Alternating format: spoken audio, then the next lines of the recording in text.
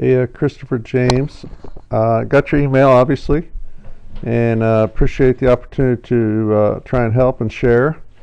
Unfortunately, I really don't see anything wrong with either of those motions, which is amazingly rare. I've done a lot of these, and I've never said that before. So, awesome job. I hope you're hitting them beautifully.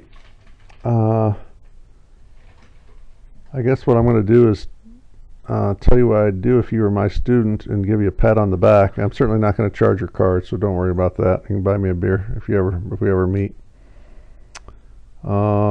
Great setup. Tom Pernice on the left.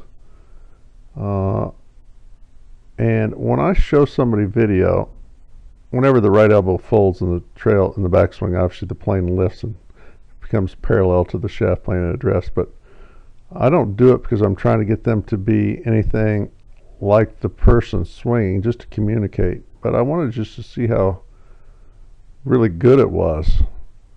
Marginally steep there, but it just comes down so perfectly. Just toe up right through the hands. I love the patience in the lower body. A lot of times you'll see a right knee dive out towards the ball, which is a real death move. Yours moves in towards the target, which I love. You're supporting with your chest beautifully. Right back up the plane. This is going to be better than Tom's. Right back up the plane. What I call right into your holster there. And the rhythm and sequence look beautiful. And Tom has that exact same delivery. Right back up the plane. Same support. So you can see by that, I love the stretch across your back. That's rock star good. So what would you do when you have a student like that? Well, there's three ways to get better. One would be to improve the mechanics. The other would be to improve the mental, the confidence, the toughness, resiliency, the focus.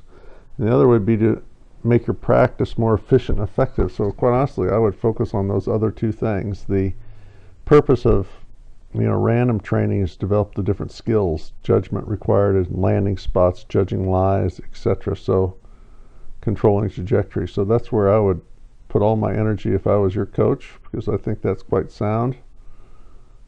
Face on, you have a little bit of an unusual setup in that you set up with your hands behind. Typically, I try and get the setup to match the impact position to match the setup. But in your case, that would provide poor contact. So you've created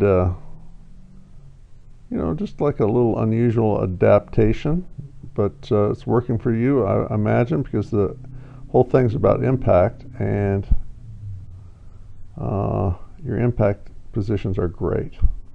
In any case, if I would run a line up through the middle of Tom's body, typically when I have a student, I want and some of this is definitely camera angle, but I'd want the head of the club on one side and the handle on the other. And your hands are back, and usually that creates a late set, and then late setters a lot of times down cock to create angle, but you don't, and your shaft's certainly not going to return to that neutral. It'll be a little more forward leaning, and all I would say would be, let your hands push forward to your center line, and then make sure the edge stays off the club, so you can see your face is what someone would consider open, but I'm going to say that's perfect for short game. It's pointing along the shaft, and you'll just see that Tom, because of the forward hand position, gets a little earlier set. So when you push your hands forward, that's a steep, because it creates a little earlier set. So you can see when I stop right, like if you had a really short shot, hands mid-thigh, he just has so much more angle. Now,